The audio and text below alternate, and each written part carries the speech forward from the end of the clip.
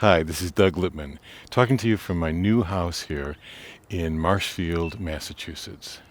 I shouldn't really call it new because you can see from the sign that it was built around 1695.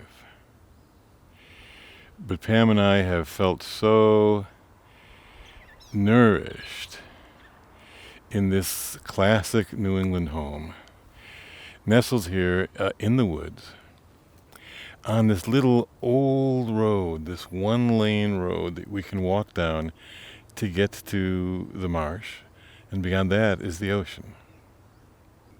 Some years ago, Joe Callahan and I were leading a workshop together. Now, if you don't know him, Joe Callahan is one of our great artistic storytellers. He is also my longtime best friend and coaching buddy, and he's the one who taught me to trust the image. Well, in our workshops together, we would get people to come up with images by a prompt. What's a sound from your childhood? And then we'd help them flesh it out. But this one workshop in Pennsylvania, things were going so well, we decided to push the boundaries a little bit. We said, let's just have them sit there, no prompt, and wait for an image to come, whatever kind of image. Now, this workshop had an odd number of people, and Jay and I would alternate being the partner for the extra person. As it happened, this was my turn, so I got to do this exercise. Well, when it was my turn, I sat there waiting for an image, and I felt a pain in my side. Was this a pain in my side, or was this an image? But I'd told people, be alert for visual, auditory, and kinesthetic images. And I'd said to tell your partner everything you feel, even if it seems irrelevant. So I did. As I described the pain, it got sharper. As I kept describing the experience of that pain, I realized it wasn't my pain, it was the pain of a character. And this character got the pain while listening to someone sing. Whoa, I was hooked. So after the workshop, I continued the process, and that image led to a story.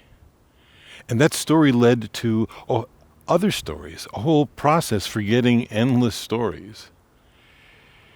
And those stories turned out to be more vivid and more original than anything I'd ever created when I was trying to make up a story.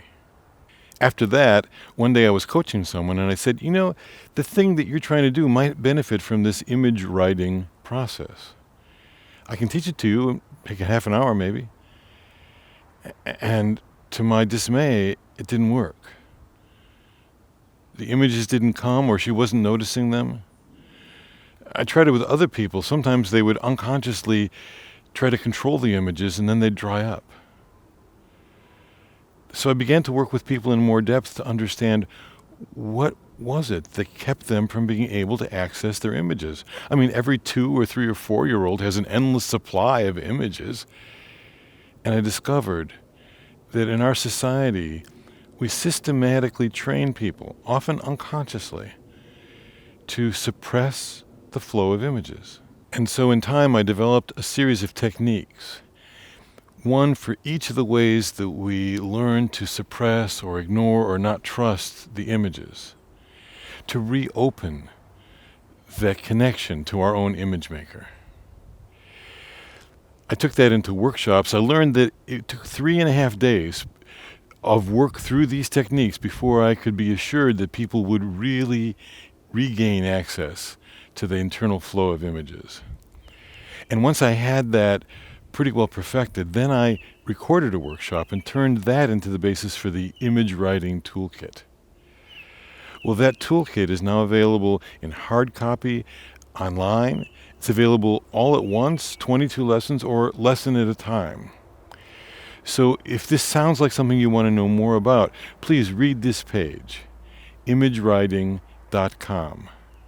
I wish you success in reclaiming your own connection to your internal, natural source of endless images, so that you can have images that will turn into stories, or images that can help solve problems with existing stories, or images that can help you with your direction for your work with storytelling.